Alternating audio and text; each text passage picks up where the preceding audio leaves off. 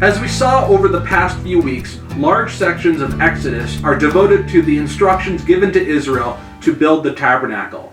If God was going to manifest himself among his people, they had to provide a space for him that is worthy of him and that is according to his instructions.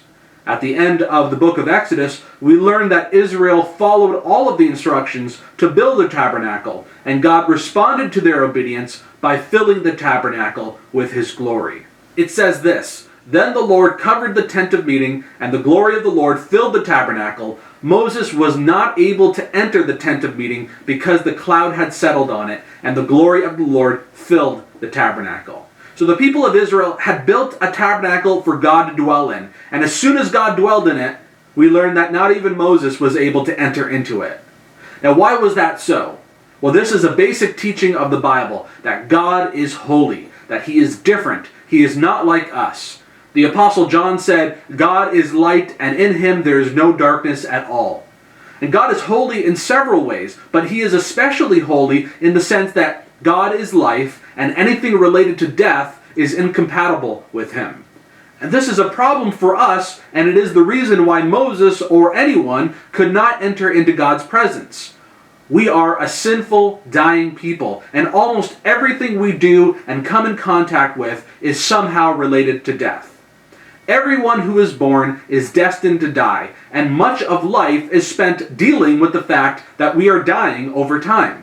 So because we are almost always constantly coming into contact with something death-related, we cannot commune with God in his presence. Thankfully, God desires communion with us and provided us with a way to cleanse ourselves and enter into his presence. And this is what the book of Leviticus is all about. God's instructions on how to be cleansed and how to be holy, so that we can enter into his presence. Indeed, the entire first part of Leviticus consists of how the people of Israel were to draw near to God using different kinds of sacrifices. And it's one thing for God to create a holy space here on earth and fill that space with his presence. It's a whole other thing for humans to actually be able to enter into that holy space. So the first step for us to be able to commune with God is for God to call us and instruct us in how we are to approach him. It says in chapter 1, "Then the Lord called to Moses and spoke to him from the tent of meeting, saying, 'Speak to the sons of Israel and say to them, when any man among you brings an offering to the Lord, you shall bring your offering of animals from the herd or from the flock.'" And the word for sacrifice or offering in verse 2 is korban, and more literally means to draw near. To paraphrase this verse, we could say, "When any person among you brings something to draw near, the item you shall use to draw near must be of the animals of the herd or of the flock." And the primary purpose of the sacrifices was to provide a way for the worshiper to come into God's presence and to commune with him. And this is exemplified in the burnt offering.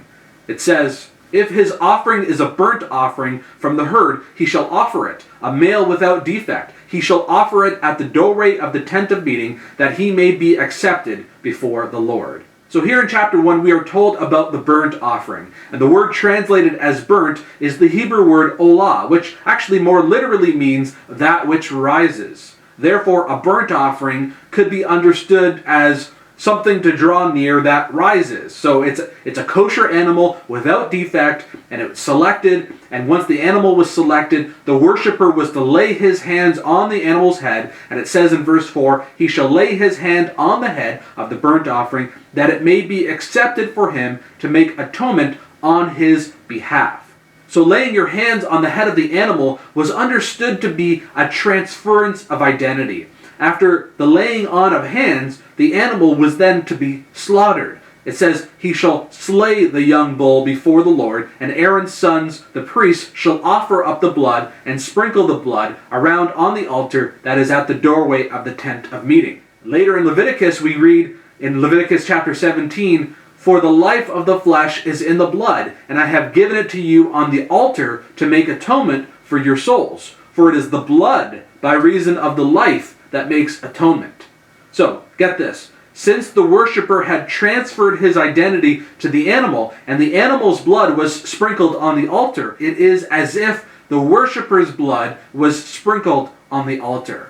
And to put it another way, by means of the animal's blood, the very life essence of the worshiper was offered up to God.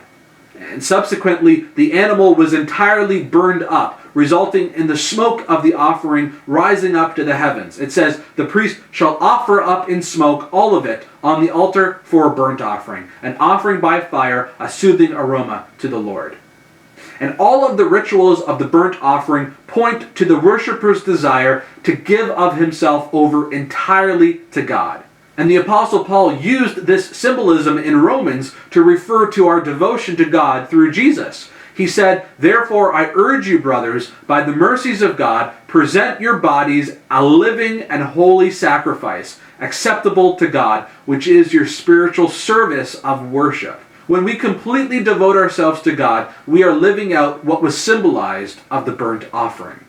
Now the rest of this week's Torah portion includes instructions on some other kinds of offerings to give to the Lord, but the point of all of these offerings that are listed here in Leviticus is this, that God wants us to draw near to Him. And even though there is no temple, in Jesus we can still draw near to God. As it says in Hebrews, since we have a great high priest over the house of God, let us draw near with a sincere heart, in full assurance of faith, having our hearts sprinkled clean from an evil conscience and our bodies washed with pure water.